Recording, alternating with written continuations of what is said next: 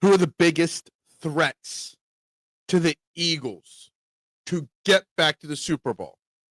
We got to ask that question as the second half of the season is about to begin this week. Did the Sixers win? Spoiler alert, no, they did not. But do we have a Nick Nurse problem? That's a question I want to ask there. Trending in the AM. We're live, taking your thoughts and opinions on all this and more. 30 seconds.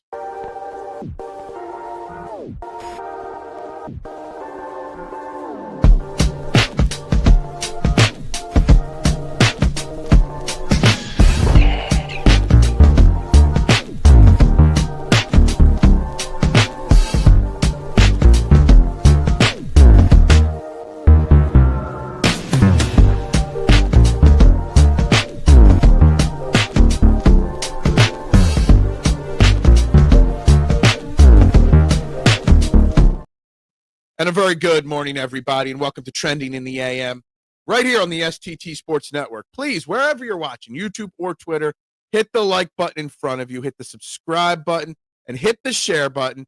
And if you're watching on Twitter, head on over to the YouTube page to, at the very least, vote on our poll question of the day, which our poll question today is, who is the Eagles' biggest threat to a repeat Super Bowl appearance? So we're looking at the NFC today. I've put four options on the board: the Detroit Lions, the Seattle Seahawks, the Los Angeles Rams, and other comment who, because we're going to go over how I rank the NFC after the Eagles here in a little bit, and can only put four options on the board. So that's what we got: Lions, Seahawks, Rams, other, because there's the Packers, there's the Buccaneers, there's the 49ers, there's a couple other teams that could, in theory, get votes. So make sure you vote on the poll, like, share, subscribe. Starting out today at 826 subscribers. Let's see if we continue going on up. We got lots going on. There's comments rolling in already. So today we are talking the Eagles' biggest threats as we get started for the second half of this season. We're talking about what the Eagles need to do to find the same success they had last year and get back to the Super Bowl. Talking about Howie Roseman a little bit. I got some interesting little things to go into from articles I've read over the last 24 hours about Howie Roseman that I want to dive into. And the Sixers, they lost yesterday. And it was not as close as the score said. Score's 132-121, 11-point loss. It was a blowout last night. Let's just do it. But Nick Nurse, and I know Paul George is hurt. I know Joel Embiid and Jarrett McCain are still working into playing shape. But, dude, my man Nick Nurse is burning out VJ Edgecombe and Tyrese Maxey 8 games into the season. Those guys are averaging massive amount of minutes. You would almost think that we brought Tom Thibodeau into camp, into the fold, with the minutes certain starters are playing. So we got to discuss that as well. Some other Nick Nurse aspects of things. But let's get right to the comments here. What's up, Little G? Good morning to you. Good morning, Adam. No team is a threat to the Eagles. They are the best. Well, I'm saying who's the biggest threat. No one might be a threat, but who's the biggest of them? What's up, Davey? I think we beat the Packers this week, is what you're saying, but they're still my biggest threat in the NFC. Yeah, you know what? Losing one game to the Panthers, we can't just instantly write off the Green Bay Packers. I'm not a Jordan Love guy. I think he's average or doesn't deserve the hype he has gotten so far in his young career. But you know what? The Packers are still a talented football team. And morning to you as well.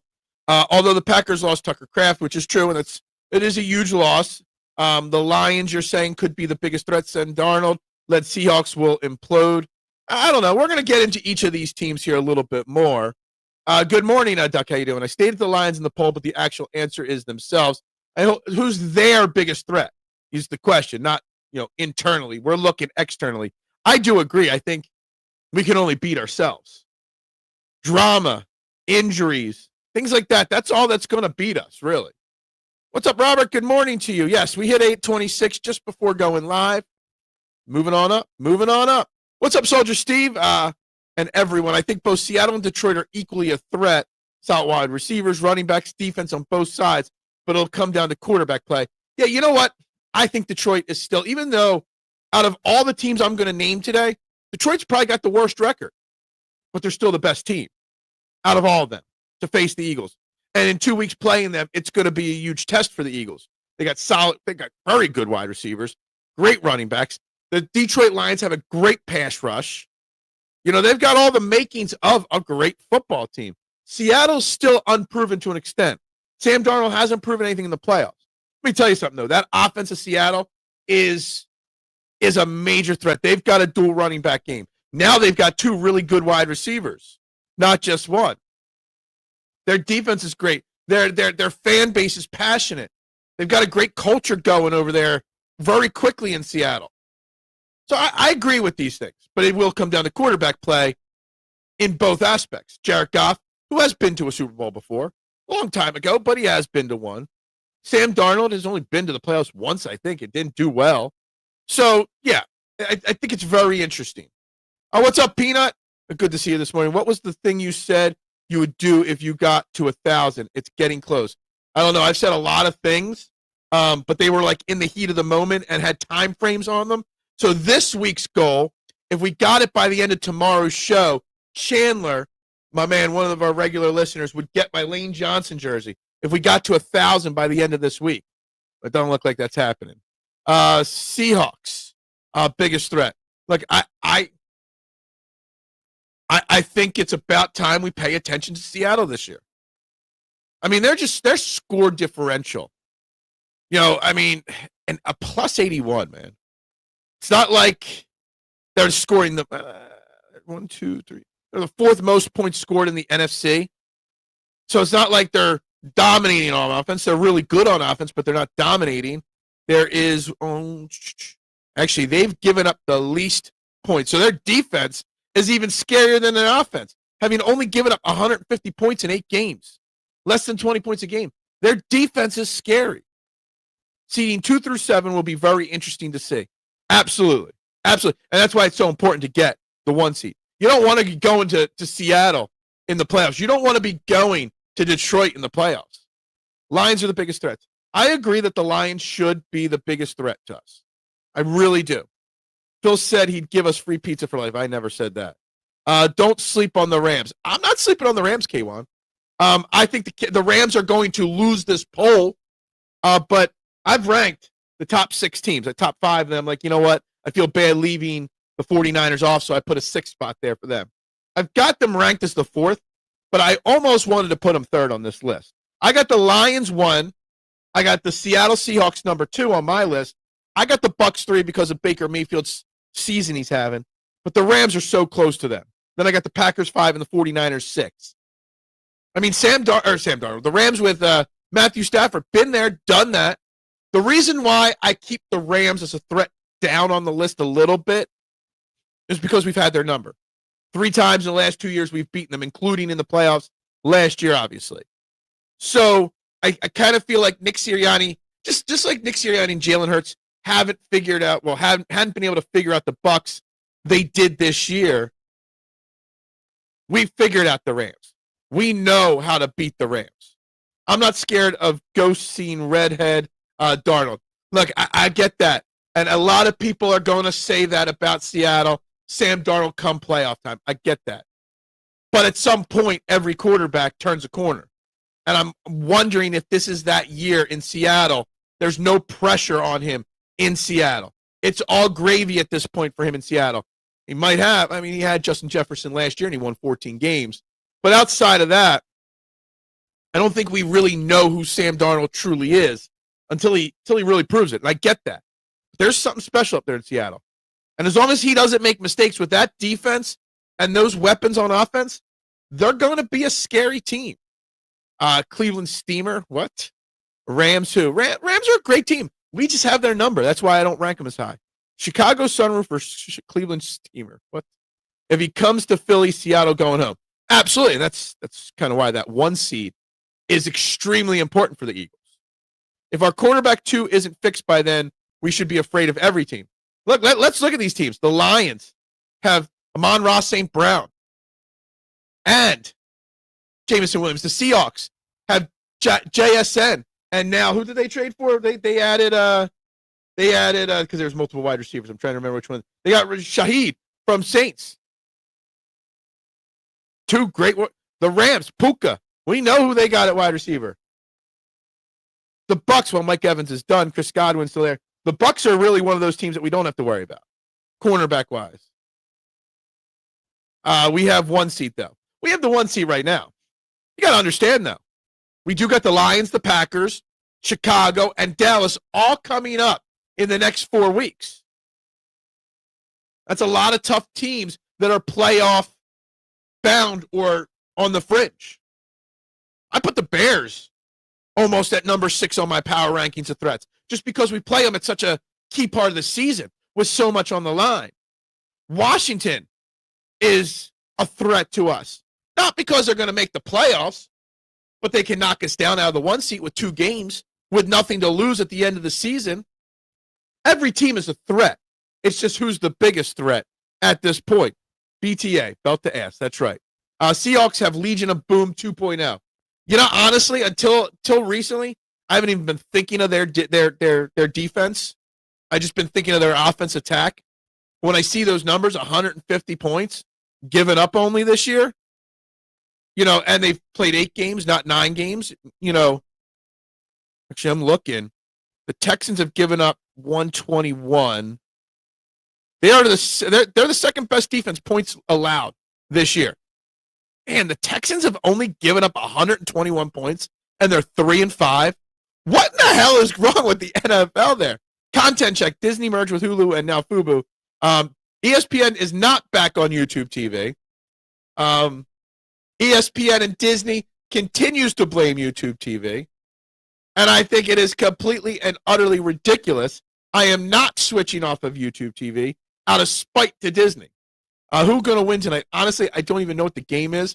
Haven't looked at this week. Oh, Raiders, Denver.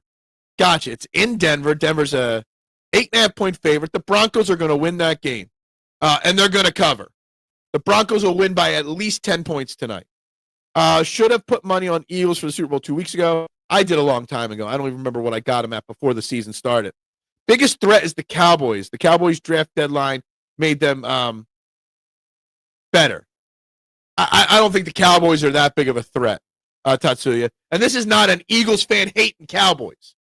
This is the Cowboys are in a really bad spot. They're 3-5-1. They're not very good. The Cowboys are not a threat at all, in my opinion. We've beaten Packers. We've beaten Lions. Cowboys at W. So we're just going to not lose again the rest of the year, EC1. Sorry, by the time we play again. And I get that.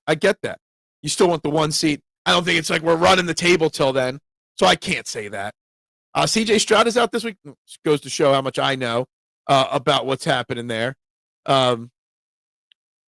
Seahawks are a top-notch franchise. They consistently find ways to stay competitive. Misty, you're spot on. And you know what's crazy? We're now 16 votes on the poll, and it's dead even at 31% between the Lions and the Seahawks on who is winning this poll question of the day on who the biggest threat to the Eagles are. And that's just a showing how people are starting to finally realize that Seattle's the real deal. They're not a joke. They're not a flash in the pan. What's up, AK? Good morning to you. We're talking about biggest threats to the Eagles. We're going to have Howie Roseman on the conversation here in a little bit, and we will get the Sixers, but we're talking who the Eagles' biggest threats are. I got a 7-2 for the remaining games. 7-2. That would put them at 4 losses, so 13-4. I think the 12-5 still is a realistic thing. I think they split the next 2 weeks. They actually might go 2-2 in the next 4 weeks. And then they'll lose one of the final 3 games of the season. I'm still going to stick to that 5-loss season as an out Seattle. And I don't want people sleeping on the Lions. Just because the Lions lost to the Vikings last week and how they did, I think people are starting to write the Lions off as a real true threat. And I don't think it's fair, so to speak. I said other in the poll, but I think it's the Lions. Yeah. Sam Darnold, arm limited. It doesn't matter, though. They have an elite defense in Seattle, a great franchise and organization, 2 really good wide receivers, 2 really good running backs, a good offensive line. They're built properly in Seattle. So you can survive with a limited arm there. Jared Goff will always fold under questioning. Yeah, I mean, it's a good Godfather quote, or Goodfellas quote.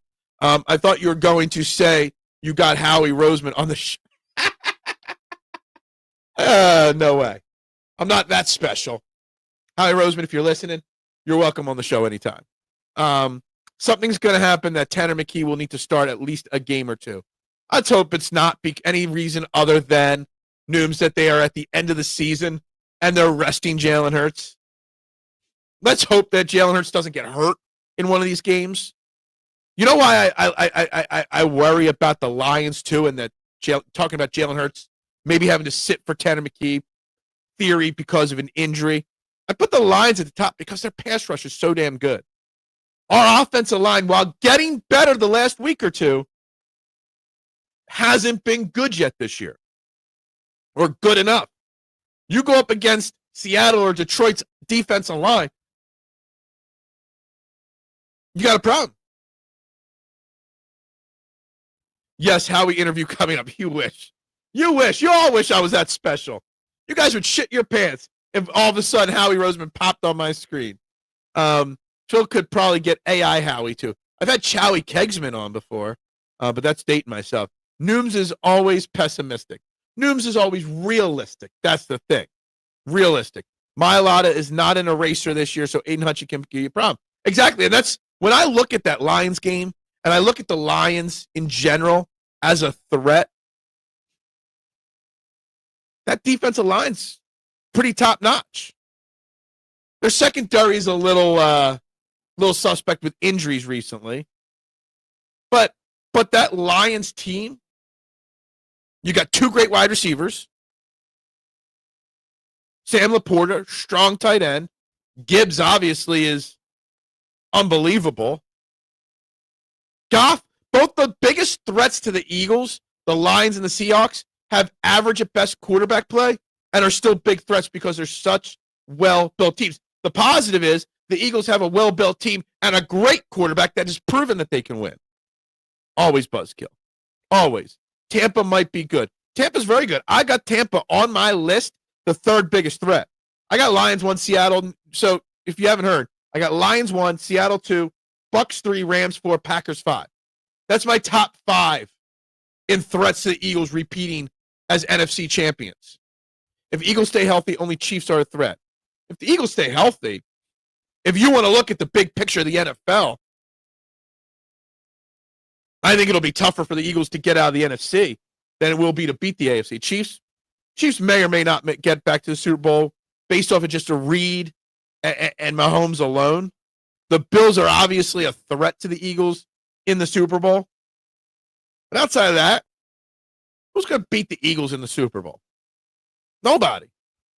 Goff is a sniper when given a second. So don't. And our pass rush, look, we're getting excited, Duck, about our pass rush with the addition of Jalen Phillips, with the return of Nolan Smith, whose practice window was open and he'll practice today, with Brandon Graham coming out of retirement this week. We're excited about our pass rush. But let's not act like our pass rush has not been awful this year, right? Right? So, if we can't get after Goff, that's a problem. Packers blow. I disagree with that. I do not accept food stamps. I do not. Did you see Big Dom getting in the shot with John Clark interviewing Jalen Phillips? Johnny at the airport. And yes, Big Dom loves to be a. So what's we could joke about Big Dom at the airport getting in the picture, but we can also joke about Johnny Clark, who always is the man at the airport, always getting the first interview when athletes come to Philly. That is just who John Clark is. He never misses a moment to get the first scoop. Never. Although Gabe Davis will debut, the Bills failed to get a wide receiver. John Clark also, by the way, just got inducted into, I think it was the Temple Sports Hall of Fame, so good for him. Phil, if you can't get Howie, maybe you can get Sirianni. Yeah, no, not that special yet. That's like asking Phil if he still sells Lucy's. What? John Clark looks like a cartoon. John Clark's like 6'8", 6'9". The dude is a beast, size-wise, too. I love John Clark, too. Whenever he's at a concert, you know where he is because he's taller than everybody else in the crowd.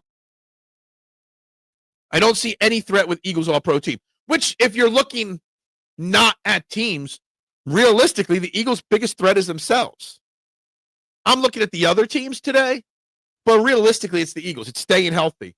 It's no drama coming from A.J. Brown or whatever. It's Kevin Patullo continuing to evolve as a play caller. It's this defense continuing to get better and round into the elite defense we think it should be or is. It's getting healthy and staying healthy. That's really the biggest threat to the Eagles. I really don't see it as any other way or any other thing. Ducks' greatest threat is Kevin Patullo twice on Sunday.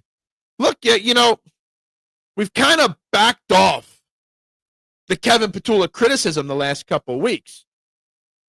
But one was because of the bye, and because entering the bye, we won. But realistically, there's still so much more to prove for Kevin Patullo. It still has to happen at a much greater rate, a much longer time frame. First of all, I have full confidence in Kevin Patullo. I have no idea how Gabe Kepler got a GM job with the Marlins. I supposedly heard he was in the background working as an assistant in their front office. Honestly, I think a GM job is probably pretty good for him in the sense of his analytics will translate well there. Will he be able to build a winning team? I don't know. But yeah. Duck Hood translation. Lucy's equals single cigarette from a pack sold from a certain amount of money. I got you. Yeah. Eagles defense will be better with these new guys. In theory, it will, Robert, for sure. But until we see it on the field, we can't be 100% sure, right? You like to think it. Jair Alexander and Michael Carter still have stuff to prove. Jalen Phillips, we know, is a plug and play, right? But we don't know about those other two just yet. Bye week was Patullo's redemption tour. Let's hope he learned something during the bye week. Guys, we've crossed the 20 viewer mark. Make sure you're hitting that like button, that subscribe and share button. Vote on our poll question of the day, guys. Don't forget to hit those buttons. I've been told my analysis of Kevin Patullo was too harsh and should slow it down. I'm still waiting for him to string a few games together. I think that's fair. I think it's very fair. Yes, the Sixers did lose again last night, second half of back-to-backs. But you know what it is? I don't care because no expectations. Their team is being burned out 8 games in the season, and that is on Nick Nurse. We got a cheesehead spamming the count. You know what? You're welcome to spam it. I'm assuming you're going to vote other. You've hit this same thing like 4 times, my man. That's cool. I appreciate it. Make sure you lock in, like, and subscribe. We'll be talking Packers today, tomorrow, Monday. We'll be live Monday Night Football. You're welcome. All fan bases are welcome in the chat.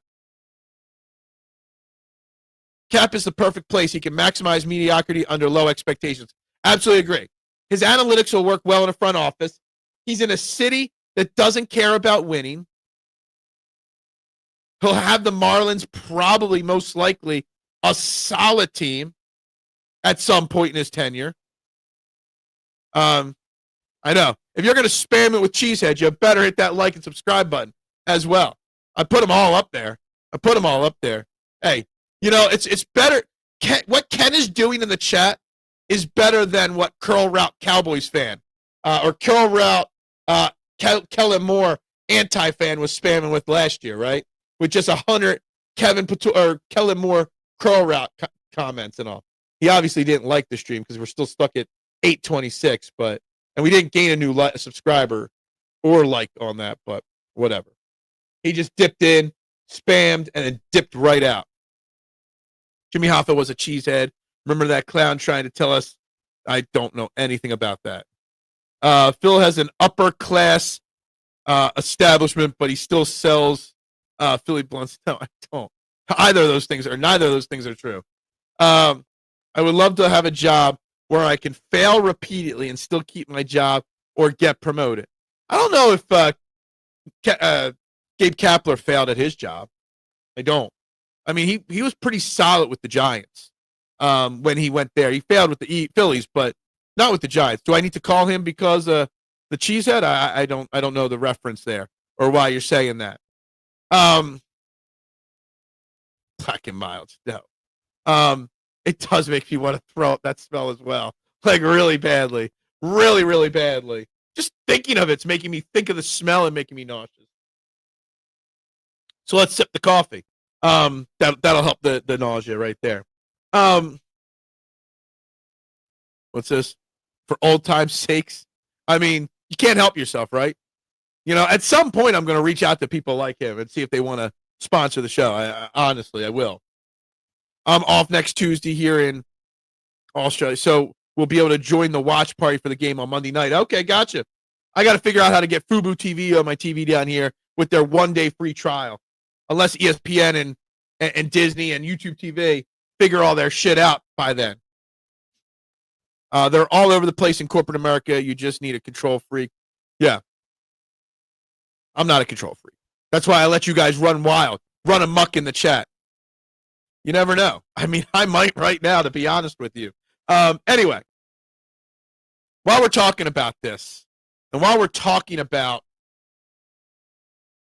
who's our biggest threat, the reason why we think the Eagles aren't really challenged for real by these teams, or that the Eagles are the favorite, right, is because of the job Howie Roseman has done building this football team, right? And I don't know why this popped up on my Twitter feed, but someone shared it out, and I was thinking about it. January 24th, 2010. Or does that say 29? January 24th, 29, 2010. Jeffrey Lurie made arguably the most important decision of his life with this Philadelphia Eagles organization. January 29, 2010, he hired Howie Roseman to be the GM of the Philadelphia Eagles. Arguably the best decision he ever made. And what was Howie's first move as GM? He traded 2 third-round picks to move up 11 spots to draft Brandon Graham, who comes back this week. Howie Roseman has made 9 trades since the start of training camp this year. Some have worked, some haven't. Still some are, to be determined. But since the day Howie Roseman has been hired, he has been an aggressive, trade-happy GM. And that's why we're in a position with such a great organization.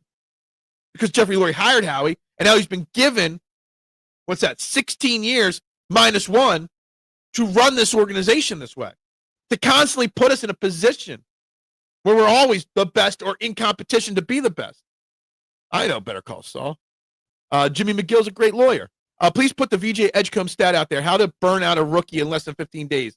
I have questioned Nick Nurse always and his coaching style. I know people were ready to give him a break, but I've seen a couple bad out-of-bound plays at late in games. The minutes he's playing VJ Edgecombe and Tyrese Maxey, insane. We were getting blown out by over 20, and you're trotting those guys out there halfway through the fourth quarter.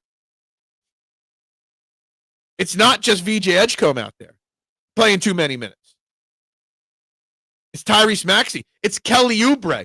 The Sixers have 3 of the top 4 players in the NBA most minutes played through 8 games. You would think Tom Thibodeau was running this team. And I know Paul George is hurt still.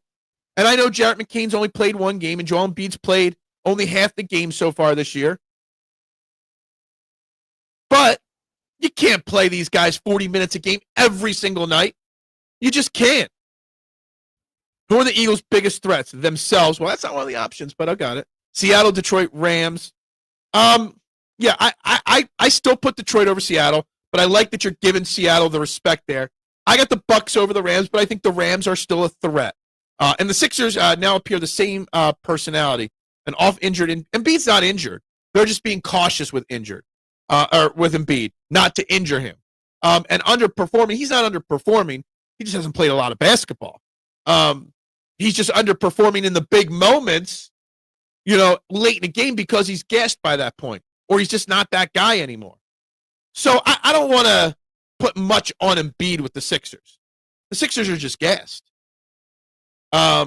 We all got to watch Howie's origin story to become the NFL supervillain. He really is the Thanos of the NFL, right?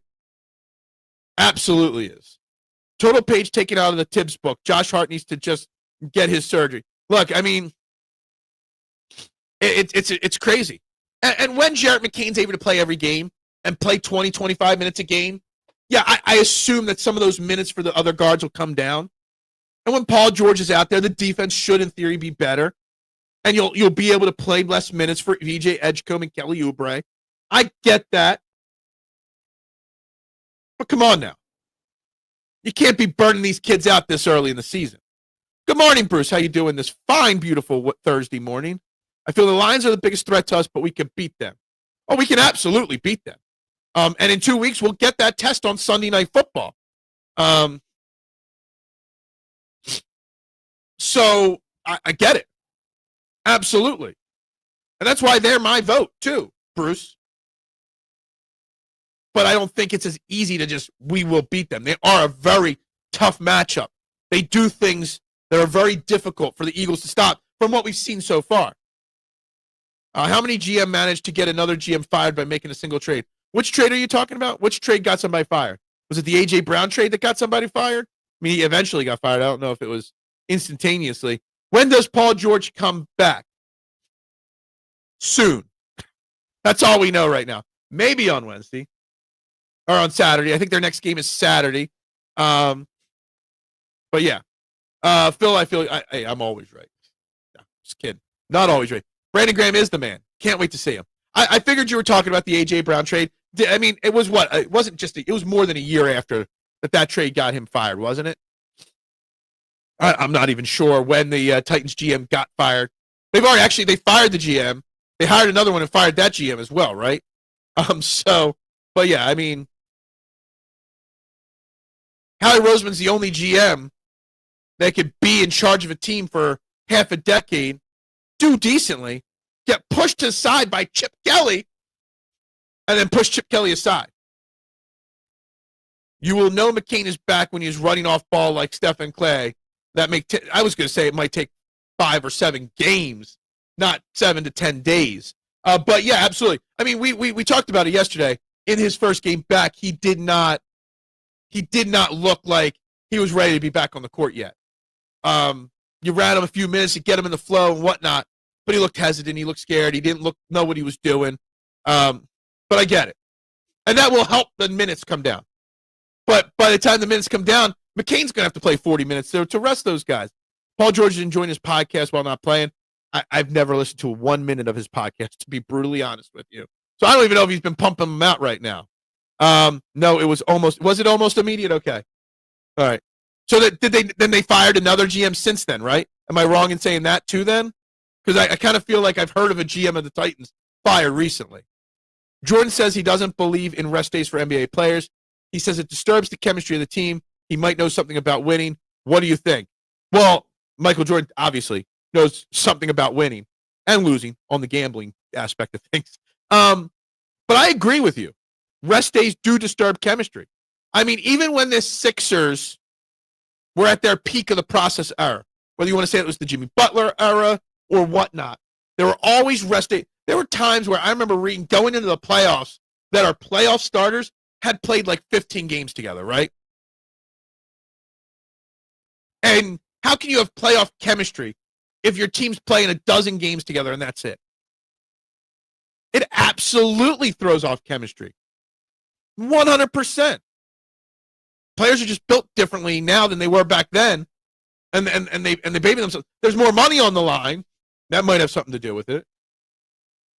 It's just the way of the modern age NBA, mister. And Michael Jordan, you, me, and everybody else kind of just have to deal with it because it's never going to change. That sweat came out real fast on McCain. Oh, it did. It did. And people often forget that being in shape is totally different than being in game shape in all sports, right? Modern NBA players are SAWFT.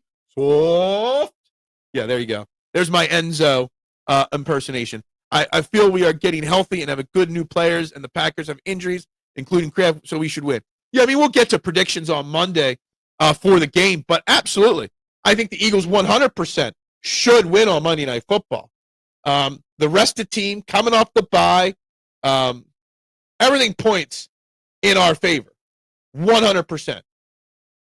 So, yeah, I think the Eagles 100% should win.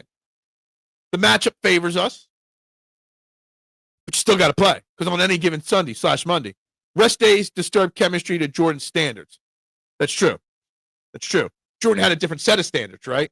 And that is part of it as well. Guys, if you haven't, there's a lot of people that have not yet. Hit that like button, subscribe, share, vote on the poll question. Seahawks have overtaken the Lions in the poll of Eagles' biggest threat to repeat in the Super Bowl. The Lions have fallen to second, others third, Rams fourth on that list. Wow, tides are changing. People are good on the road too, so that's also good. Absolutely. The Eagles are not afraid to play on the road. Some would say they prefer to play on the road at times. You still want to win as many games as possible and get the 1 seed so you are not, going on the road in the playoffs. There's also a rumor floating around that it's going to snow on Monday night for the football game. Not sure about how much or anything. I haven't had a chance to look at the forecast. That's still too far out to trust forecasts, but yeah. The Lions' weak links are in their secondary and their non-mobile quarterback, Jared Goff. He has the mobility of a bed frame, and if Minnie's D coordinator can do it, so can Vic. Well, first off, let's not belittle Minnesota's defense coordinator. It is Brian Flores, who 1,000% should be an NFL head coach right now. He is an amazing defensive coordinator, and Jared Goff is not mobile, but we haven't seen the new pass rush, but the current pass rush that we've seen cannot get enough pressure. So Jared Goff has a good offensive line. They can pick us apart. Their secondary is weak, but I want to say they've got injuries. I know Terry and Arnold has been out there, but I thought he was banged up a little bit. I think somebody else was missing time. So I'm not writing off the Lions just yet either. The Titans fired their GM back in January now, so they have fired a second GM and now looking for someone. Gotcha. They fired their coach, Brian Callahan, as well. Sixers do have fight. They could have easily let the game go to 40 and not care. The Sixers have fight. I know the Sixers have lost 2 in a row, 3 of their last 4. I don't care. They're still a fun team to watch. I'm still enjoying watching VJ Edgecombe learn. I'm still happy with what I've seen from pieces. I have concerns that it'll be the same unhappy ending because of what I've seen from Joel and what I've seen from Nick Nurse. But let me tell you something. I'm still enjoying what I'm watching. And there is fight. The guards, Quinny Grimes has struggled the last 2 games. But I still am learning to gain some appreciation. Getting Barlow back will help whenever that is. Watford looked like he finally settled into a Sixers uniform last night. Seattle, the real deal if Sam doesn't resort to his paranoid self he was in Minnesota in crunch time. Yeah. We'll see. The book is still untold. I don't think Sam Darnold's story has been finished yet. Who wants to tank? Who's tanking? The Sixers? No. K1 is the most phonetically appropriate individual in terms of auditory message per letter. That was a big mouthful to say there. Absolutely. But yeah.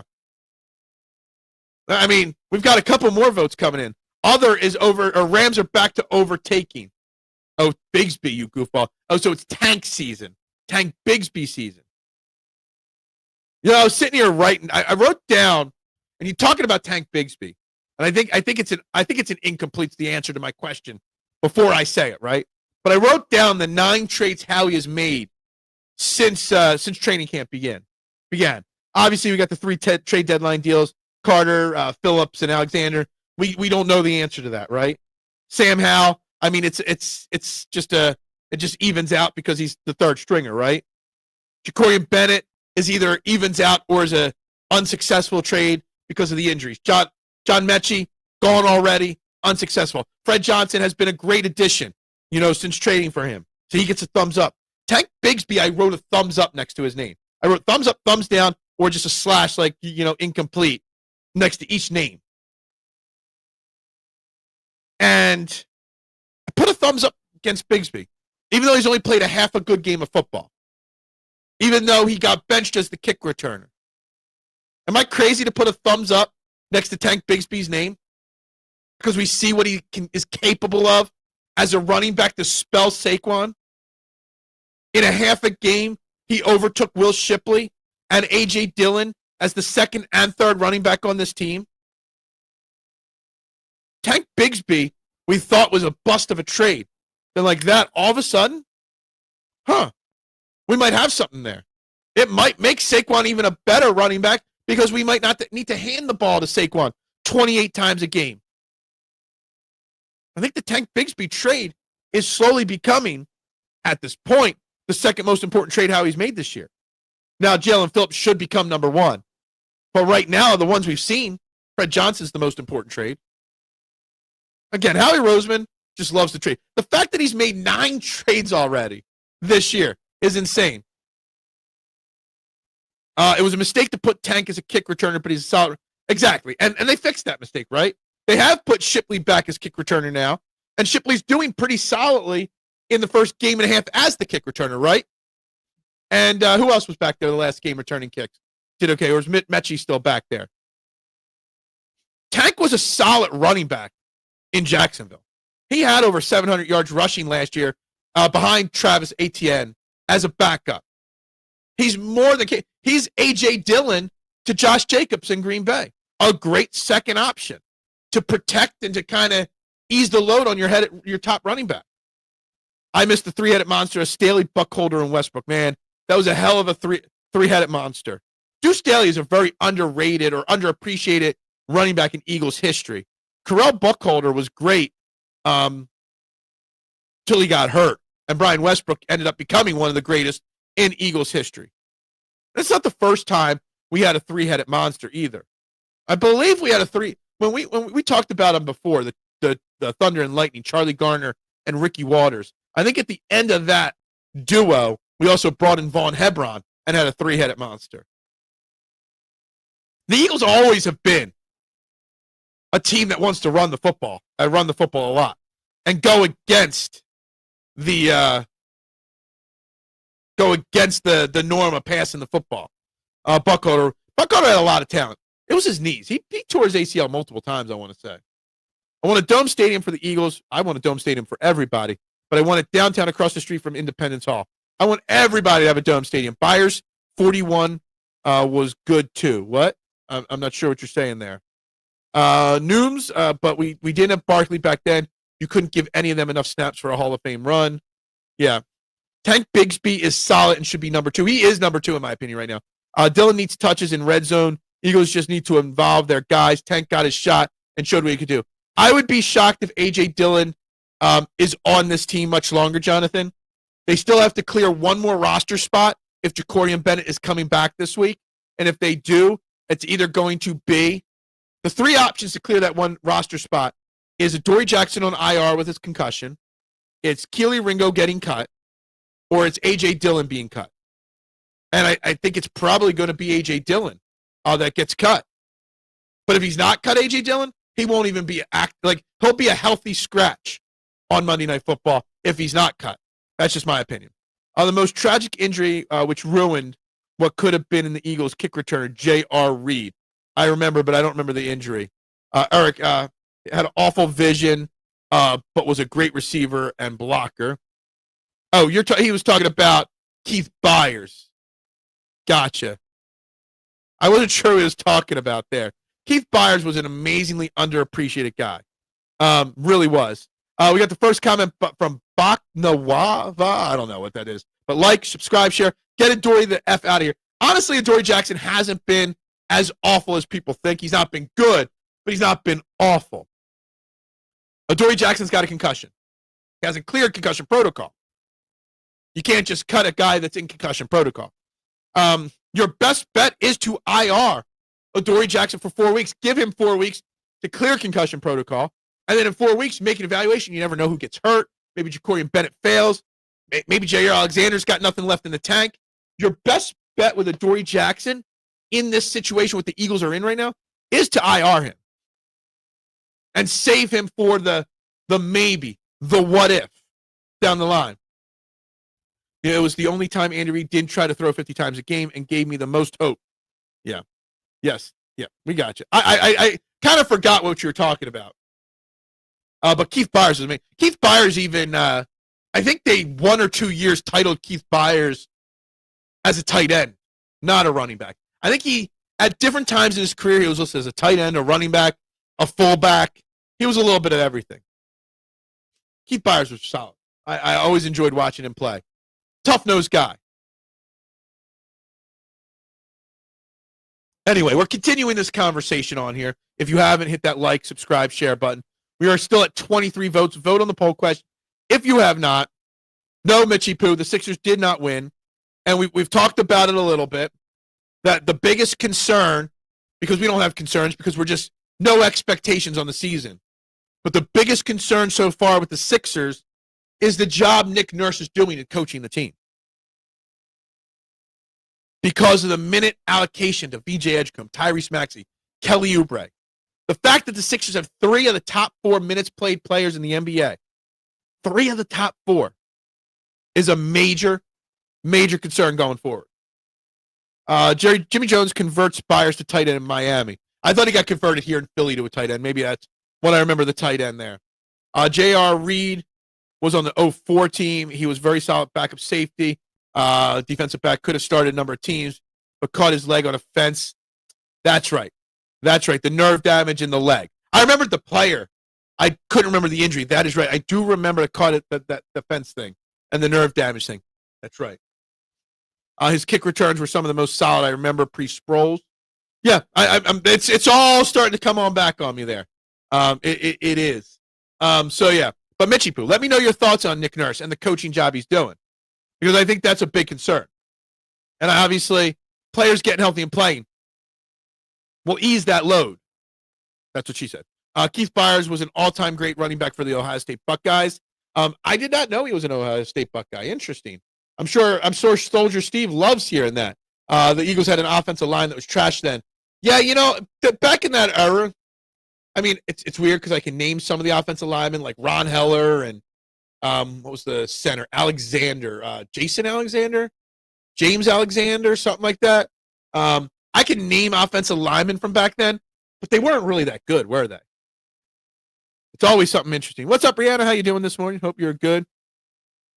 Byers was Buddy's first draft pick. Really? What round? Was Byers a first-round pick, or do we not have a first-round pick the year Buddy picked him? Was Buddy making the draft picks back then? I'm not even sure who the GM was back then. My 90s, early 90s knowledge is tough right now to dig deep. Keith Byers had the biggest hands I ever saw, but I was so pissed when we originally took him. David Alexander, that was the center back then. David Alexander, Ron Heller, they're the first 2 names that jump out from that offensive line. I remember more about the random names. I remember Roger Rusick, the kicker. I remember those guys more than the main players. Byers is in the Ohio State Hall of Fame. Interesting. Learn something new every day, okay? Guy Morris was good. It sounds like a name out of an 80s sitcom, Guy Morris. Doesn't it? I'm thinking of Guy Patterson when I see Guy Morris's name. Buddy didn't believe in O-line, sadly. He didn't believe in offense, period. If he did believe in offense, he would have built a team around Randall. Yeah, he had this great defense. Honestly, thinking about it, we talked earlier in the show when I was breaking down some of the Seahawks defense and comparing it to other teams, how the Texans are 3-5. And they've given up the least points in the NFL in 8 games, 121 points. But they've only scored 168 points. So that great defense is being wasted. Can you imagine 121 points in 8 games? That's insane. I got to do the math on that real quick. Where's my calculator? 121 divided by 8. That's 15.1 points a game. And yet they're 3-5. It's crazy. That's the same thing with Buddy. Don't forget about Rob Selby. He sucked. I don't even remember that name. Remember Keith Byers, and he did very well in spite of whatsoever the offensive line. Team should have won the Super Bowl. Keith Jackson was the tight end. Keith Jackson was a great tight end. He also went to Miami, didn't he? At one point in his career.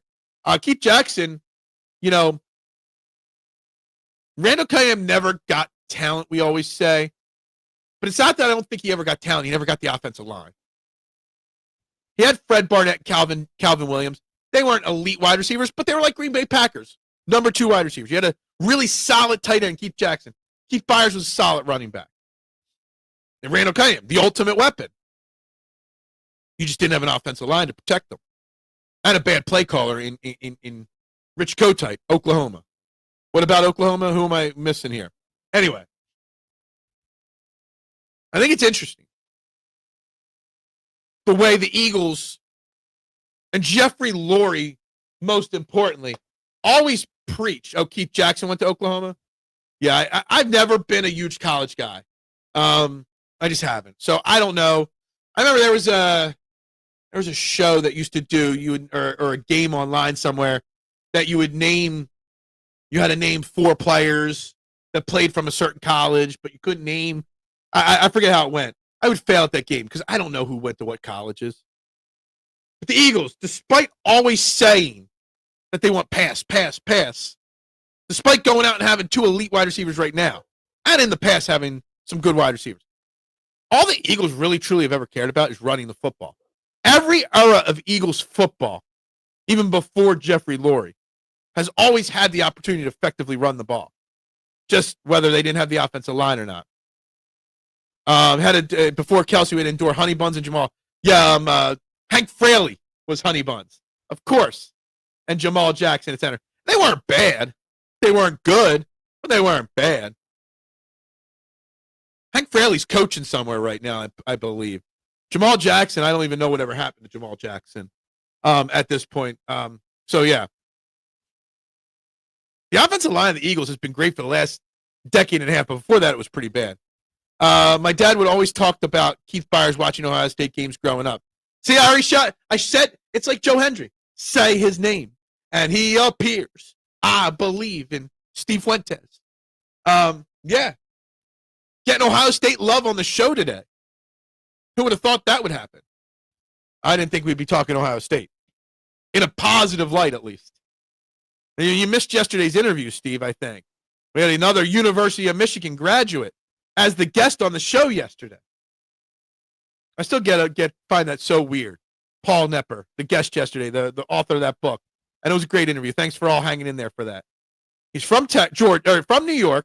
He's a Jets fan. He lives in Austin, Texas. He went to college in Michigan. He's all over the map with his life and career. I always find that comical when that happens. Anyway, it's almost the top of the hour. We're still talking about the biggest challenges the Eagles face in the conference. The Lions, the Seahawks, the Bucs, the Rams, the Packers.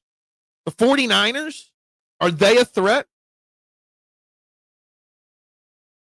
Are the Commanders or Cowboys even remotely a threat? Are the Panthers a team that people might take too lightly? They say no to all that. But I'm throwing it out there. Talking about Howie Roseman, the greatest decision in Jeffrey Lurie's career with the Eagles, hiring him on January 29th, 2010. Put us in the position we are right now. Talking about the trades made. Oh, by the way, Patrick Johnson, as expected, was added back to the practice squad, so he'll be available as well. We're just waiting for Chet to enter the chat. Chet and Bill Furman had a great show yesterday. Great work. Bubba Miller was an Andy Reid guy, but I wasn't a fan. Bubba Miller. There's a name. I haven't thought of him. For as lucky as we are with our offensive line right now, I mean, we've gone through the ringer. If you're an Eagles fan of more than 10 years, we've been through the ringer with offensive linemen over the years, for sure. The Andrews, the Watkins of the world, so many bad ones we can name. 49er injuries are why they aren't a threat. Lack of a serious number one wide receiver is going to hurt them. I get that, Steve. And that's why they're 6. They're honorable mentions in my top 5, right? But they're 6-2. With the injuries. With Mac Jones starting how many of those games? To me, that tells me something. That their system is bigger than the team. To be 6-2 with injuries galore, with no wide receivers, they got to be doing something right. Unless their schedule that they've played so far is that easy, which we're going to look at it right now. They're 6-3, not 6-2. Their losses have been to the Jaguars, the Buccaneers, and the Texans. They've beaten the Giants, the Falcons. They've beaten the division Rams already. They've beaten the division Cardinals. They beat the Seahawks that we love so much. They've beaten them and the Saints. So they've beaten some good teams, the 49ers. Winston Justin aside, we had Winston Justin. Wasn't he the one that gave up no, that was King Dunlop that gave up the 9 sacks one game. Have had bad tackles. Have we had bad tackles in the last 25 years? I'm sure we have. The 49ers have King Dunlop, Winston Justice. 49ers have the easiest schedule of any team this year. I mean, they've played the Rams and the Seahawks this year and beaten them both. Think about this little fact. Howie originally applied to an intern for the Jets. They passed along his resume to the Eagles. Can you imagine if the Jets would be with Howie? Dude, win another Super Bowl this year. Do the Jets offer part ownership to Howie Roseman to come on in and take over their team? Would Howie go to his hometown team eventually? It's like Brian Cashman leaving the Yankees to go to the Cubs, was it? To go to his hometown team? I mean, it could happen. What kind of haul could we get for Embiid? Asking for a friend. I think it's a very fair question. What is his value? Right now, it's nothing because of the contract. But if you can get Embiid to play 25 effective minutes a game, fairly healthy for the next month, does his value go up to a team that needs a center? We obviously need to move on from Joel Embiid. We obviously need to not trust him in the final minutes of basketball games, Brian. But right now, with his contract, you might get it. You're going to get expiring contracts maybe, or a really bad contract back. You're not getting any draft picks for Embiid at this point. So I think that's interesting. If he plays another month, if he plays through the end of the year healthy, averages 18 to 20 points a game, maybe you could trade him. Lane Johnson and Kelsey, both Hall of Famers, but if Shawn Andrews actually cared, he could have been better than both. Losing him in a 4-cost Super Bowl. Shawn Andrews, we also had his brother Stacey Andrews. I think he had the mental issue. You had King Dunlop. You had Jerome, what was the dude fixing his gloves in 2020? Actually, I think he was a guard. But yeah, those are division opponents. Giants also beat the Eagles. So that's exactly, and that's why I'm not discounting the Packers or the Lions after one loss this week. Because of division losses, because of tough loss. Everybody loses a game. The elephant in the room is that Nolan Smith and Jalen Phillips both play left edge.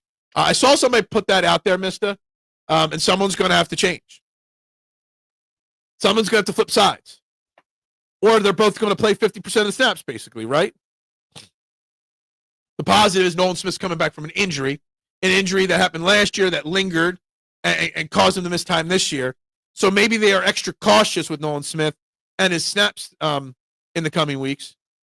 Beat a Burger King meal deal, and we have to pay for it and put a hundo on top. Right now, I think in the future there might be some opportunity to get something, just to get the contract off the books. It's pretty bad when you have to sign a guy's brother to motivate him. Do we sign him were they on the team at the same time? If the Sixers don't get past the second round of the playoffs, Nick Nurse will not be net back. Look, I'm not worried about that, Robert. It doesn't matter if they make the playoffs or miss the playoffs. It doesn't matter if they get to the second round or to the championship round. I don't care. It's about fun. It's about developing. It's about enjoying basketball for me this year. No expectations. But yes, Nick Nurse is a problem, in my opinion. He was a problem before this year. I didn't want him back coming into this year. And now all of a sudden he's developing this Tom Thibodeau style. VCP made a show out there that is just going to burn out these kids. What 19-year-old kid gets burned out after 8 games? Most 19-year-old kids got enthusiasm and energy coming out the wazoo. Not VJ Edgecombe, because he's burned out already. And that is a major problem, in my opinion. It really, really is.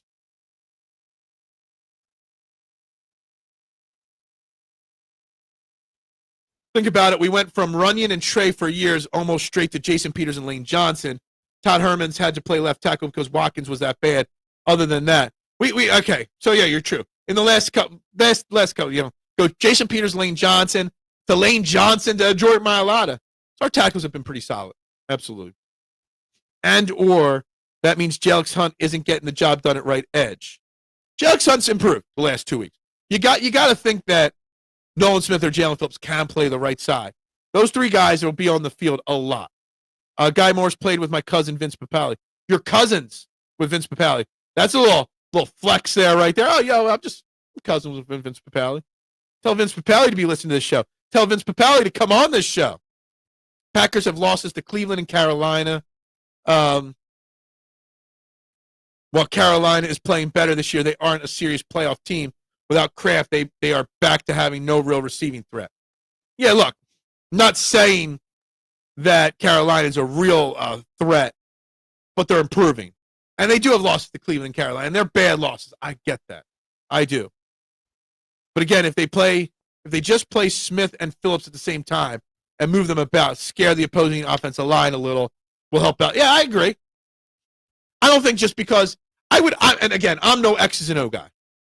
You know, I've never played professional football on any level or organized football on any level. But I would think about switching left corner to right corner, left guard to right guard, right tackle to left tackle. I kind of feel like out of all the positions bouncing side to side, edge rusher would probably be one of the easiest to handle that flip. At least that would be my opinion. You can use Joe in the first few quarters and get other teams' rim protectors in foul trouble. You can also use him down the stretch against teams with weak presence down low. I don't want to see Joel Embiid on the court with the final 3 minutes of a basketball game, ever. VJ burned out because Nurse got flack for playing the oil guys. So Nick Nurse is being a stubborn child crying, well, you complained about one thing, so I'm going to do the complete opposite, then balancing it out. And I'm not calling for Kyle Lowry minutes or more Eric Gordon minutes. Kyle Lowry's seen 3 minutes in one game, and that's it, in a blowout. I think Eric Gordon's been in 3 of the 8 games for a few minutes. Knocked down a few shots, actually. And Bona's not impressing me this year. Bona, to me, is no different than he was last year. Bona, to me, has not grown any at all this year. I wanted to see more growth out of Adem Bona coming into the season. And we haven't seen it yet. My battle buddy in the Army was from Arkansas. Those people are known for being lazy and sensitive. I'm sorry, I'm trying to go back to your last comment to even know who you're talking about, or what you're talking about there. Like, I would think that Jalen Phillips and Nolan Smith will be fine going to the right side if necessary. You could just rotate. You could just have Phillips and Nolan 50-50 on the left, Jelks Hunt, Brandon Graham 50-50 on the right, with Josh Uche sprinkled in. I remind you the college schedule of walk in the park during summer compared to the end. Oh, I agree. Absolutely agree. You don't play back-to-backs in college. The Sixers are 8 games in the season, and they've already played 2 back-to-backs. Has any other team ever done that? Or has any other team done that yet this year? Like, it's sick, the schedule the Sixers have had so far. I get it. But Nurse has got to know that and balance those minutes out. You got to. Not defending Nurse on my last comment. Just to, okay. I didn't think you were defending him. I knew there was sarcasm, and I just took your sarcasm to the next level. We go from one extreme to the complete other extreme. And it's kind of annoying. And we've had 2 games come down to last-second shots. One of them, he drew up a good play. Quinny Grimes just missed the shot. The other one, he drew up a terrible play, out-of-bounds play, which is classic Nick Nurse. Again, I'm not hating on the Sixers. I'm not mad that the Sixers have lost 3 of their last 4. I don't care. It's an open-minded season for me. But I do want to see this team develop. And I do want to see VJ Edgecombe get better. I want to see Tyrese Maxey be the man. But if you watch the last 2 nights, you can clearly see that Tyrese Maxey's exhausted. You can clearly see that VJ Edgecombe is gassed completely. And you got to blame that on Nick Nurse. I really question the Sixers' coaching decisions have been one mistake after another. You chose Jimmy Butler or Brett Brown over Jimmy Butler. You bring in and keep for 4 years or more, was it?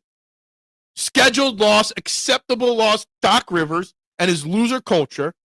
And now you go to Nick Nurse, who you take away 1 year of Kawhi Leonard, hasn't won jack shit in the NBA. And you play too many old guys, now you play too many young guys. Oh, Sean Andrews was the brother. Yeah, and his Sean Andrews and his brother were Arkansas boys. Gotcha. Sean and Stacey Andrews. I see you're not. I'm not a big. I've never said. I've always said.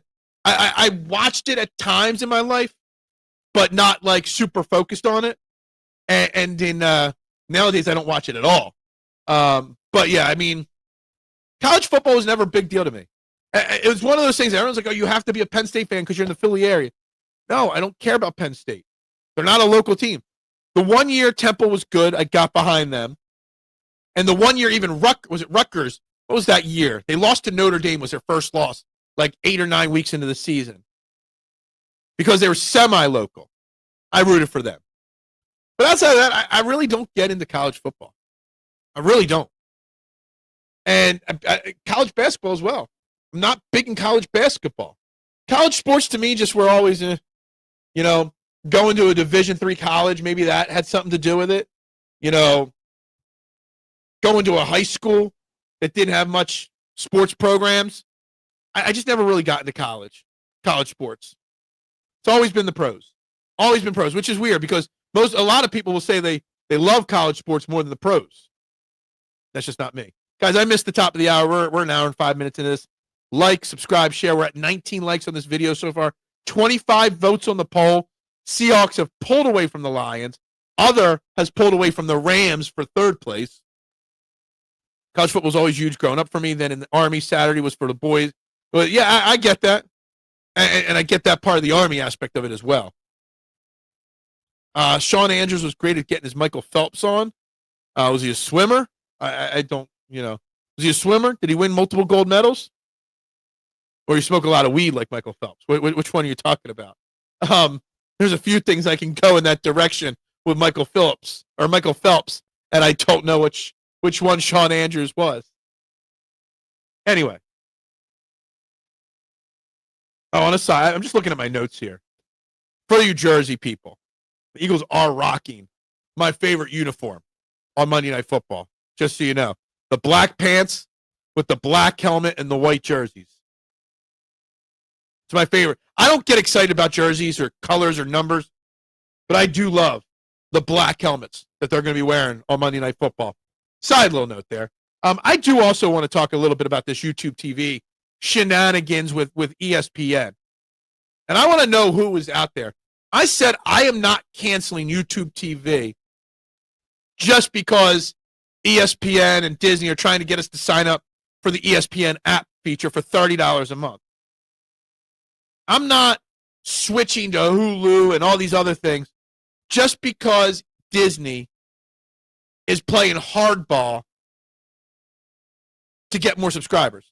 Saw a report that Monday Night Football was down 20%.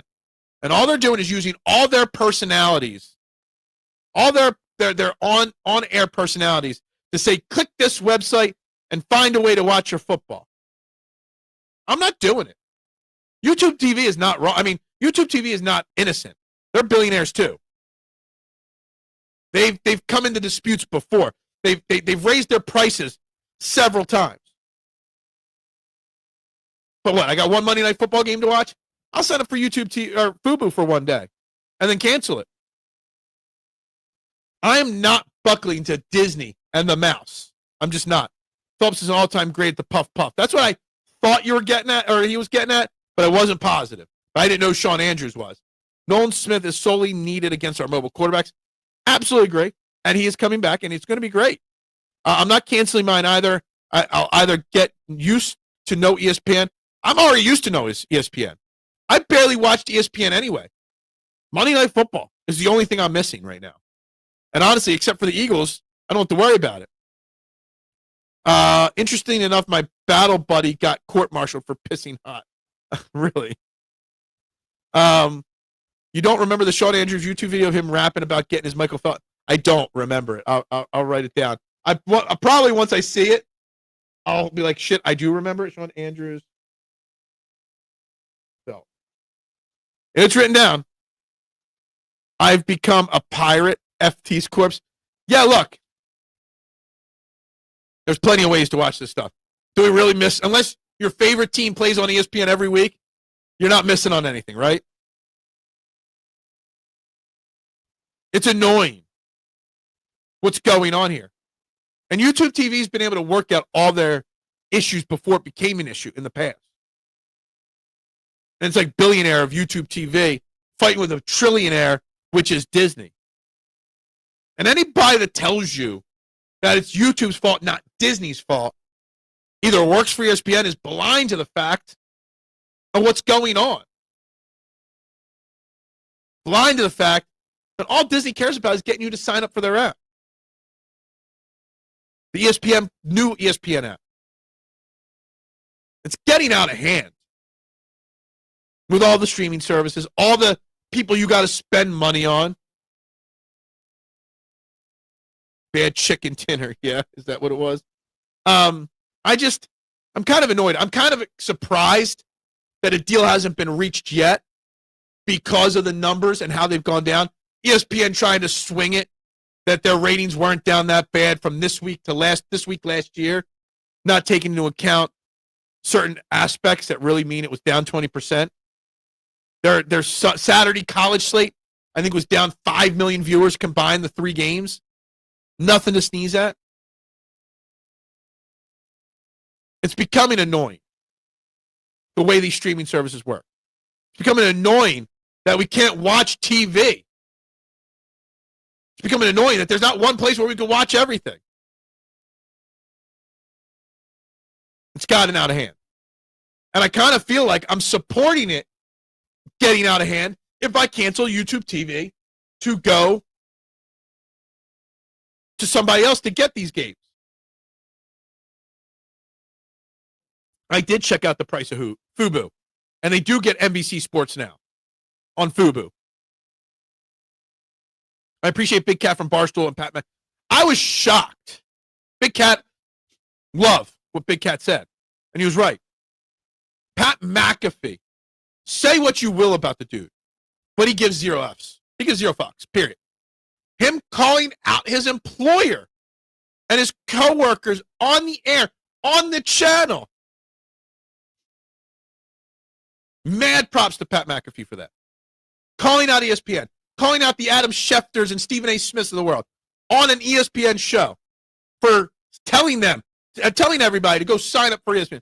A load of horse shit. And I love that Pat McAfee called them all out. Big Cat from Barstool, not shocked that he did that.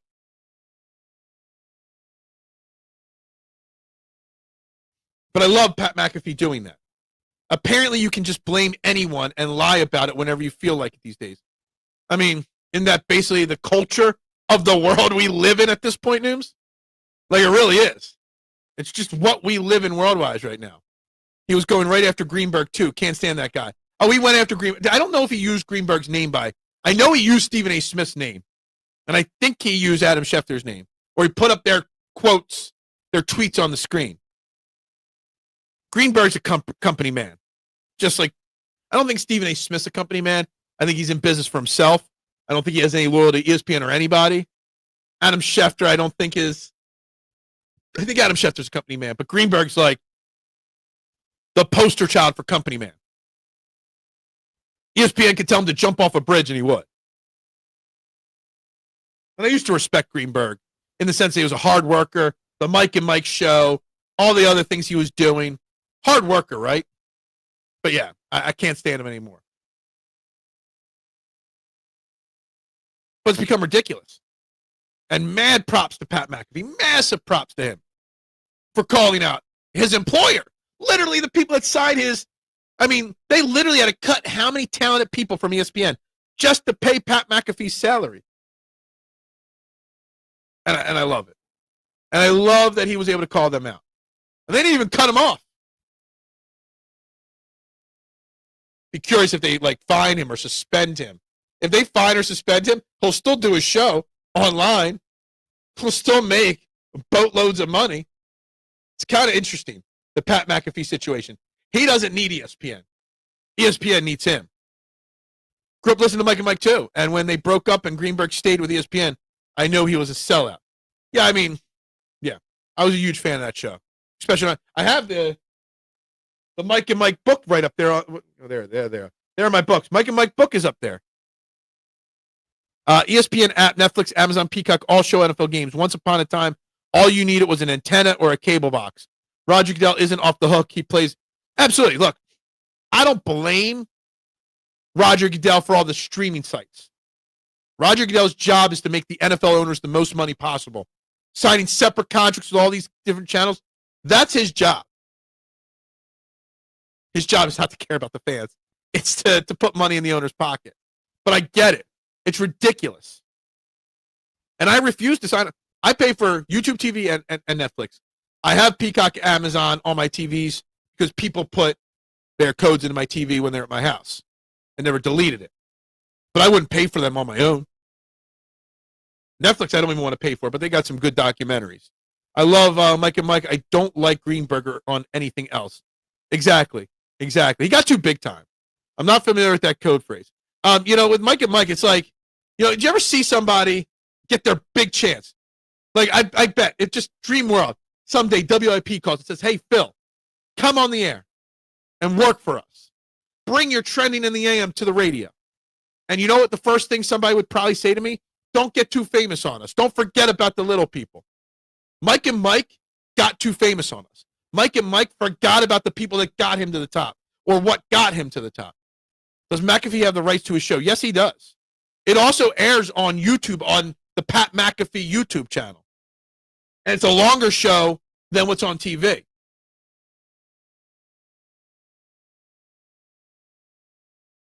Pat McAfee controls everything. Bad content, yeah. Alvarado will be back. Yes, the Phillies did pick up Jose Alvarado's $9 million option. And while if Rick was here, he'd get mad at me for saying this, I didn't want the Phillies to bring Jose Alvarado back. Screw Jose Alvarado. Now, I know $9 million for a pretty good to darn close to elite left-handed reliever is cheap. A gas thrower like Alvarado, great. Alvarado to Duran in the 8th to 9th inning should be phenomenal. But Jose Alvarado is not a team player. He screwed the team over. He screwed the fan base over by being selfish last year. And arguably, him not being available for the playoffs could have been one of the reasons why we lost to the Dodgers. And we're rewarding him by paying him $9 more million. I would have let somebody else pay him more than that. Screw that. Now, I'll root for him when he's on the mound because I want the Phillies to succeed. But I can't say I'm happy that he's coming back. Would you sell out and talk about what Spike make you? No, I would never do that. Would I sell out and go big time? Sure, but I would never. See, that's the thing. Like, I would pull a Pat McAfee. If I was selling out to go big time, it would be in my contract that there is no control over what I talk about or how I talk about it. 100%. I wouldn't let Mr. Spike, my dad likes to kiss Aramark workers Eskin, hire me and say, well, you got to be clickbaity. You got to say this or negative stuff here or that. No.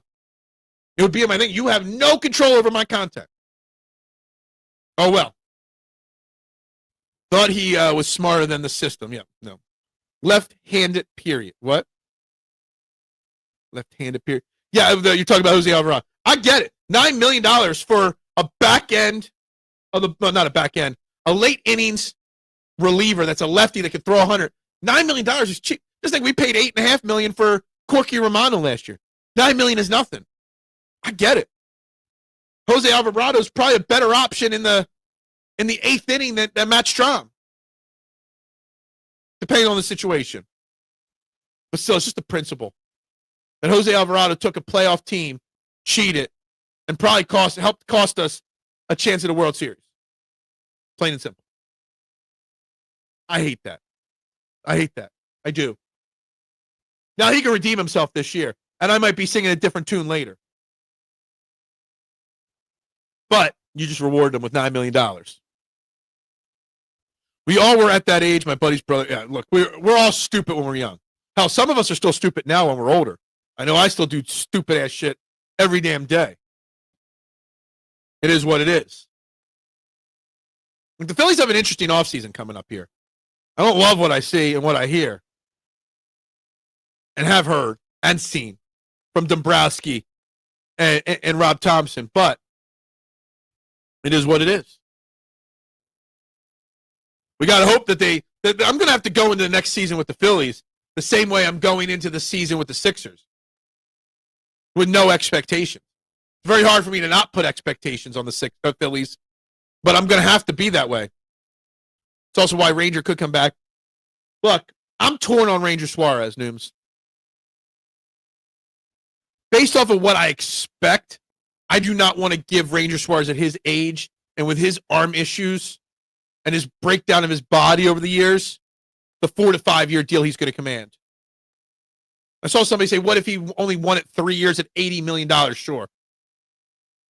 3 years, $90 million, sure. I'd give him a 3-year deal. But 4 or 5 years at $30 million a year, you already got Zach Wheeler. You already got Aaron Nola on big, pricey contracts. You got Sanchez. You got Luzardo. You got Andrew Painter. I don't know if you need to break the bank on Ranger Suarez. Unless Ranger knows he's got a deal. Well, he's a free agent, so he can go wherever he wants. I was reading something a couple of weeks ago, or maybe it was right after the Phillies season ended, about lefties at his age, at his talent level, and the contracts that they commanded on the free agent market. Then there was a lot of people like Carlos Rondon. Got like 5 years, $150 million. And there's a couple other names, I forget what they were. Rangers going to command a 4-year, $120 million deal. Ballpark. 5 years, $140 million deal. Are you willing to commit that to Ranger Suarez? I don't know if I am.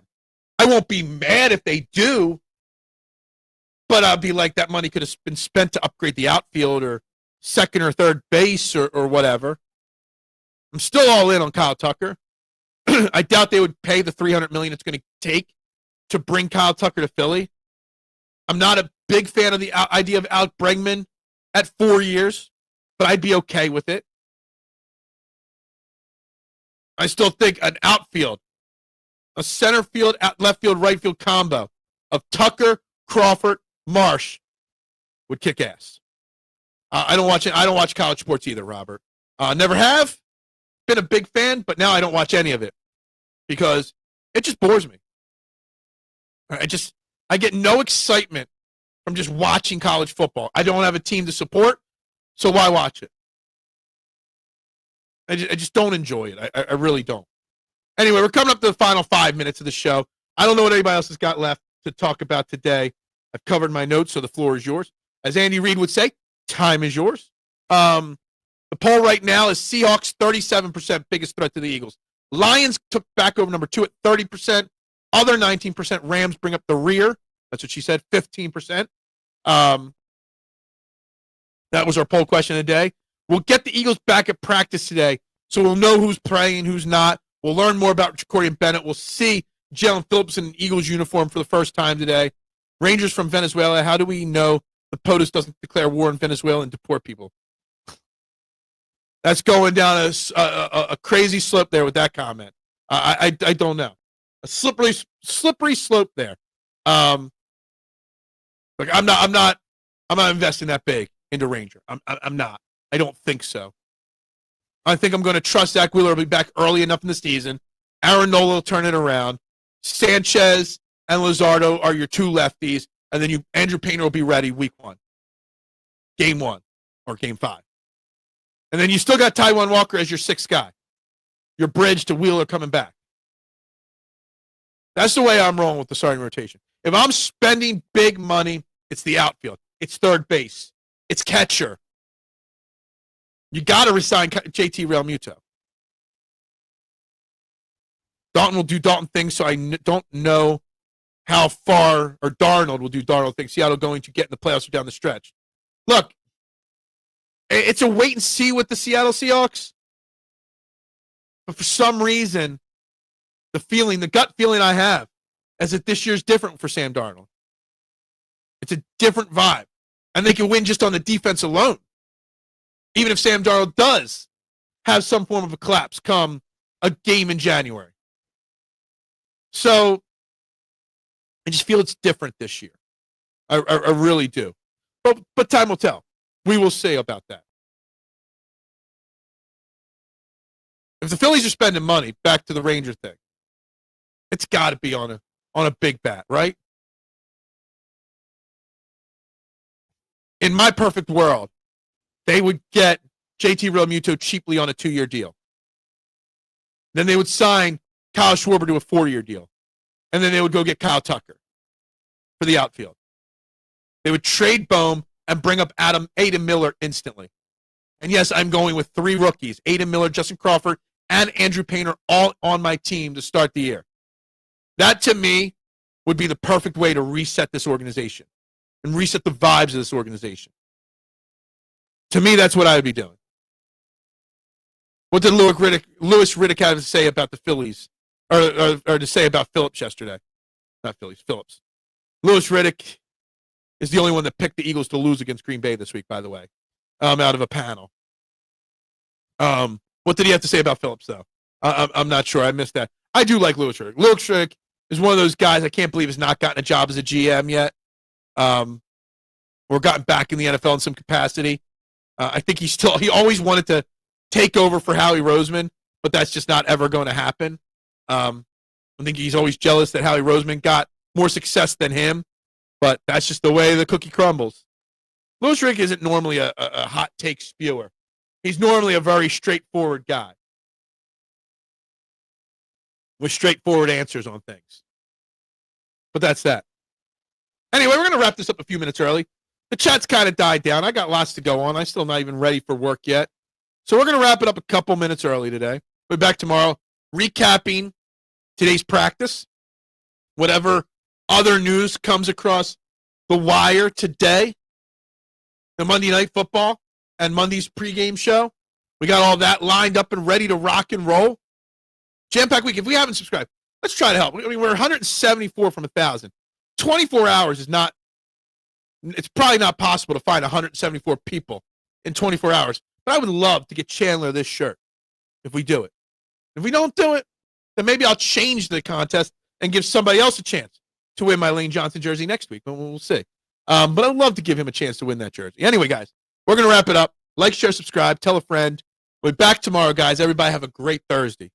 It's been a great week of shows so far. Let's close the week out strong tomorrow. Go Birds. Bubbles up.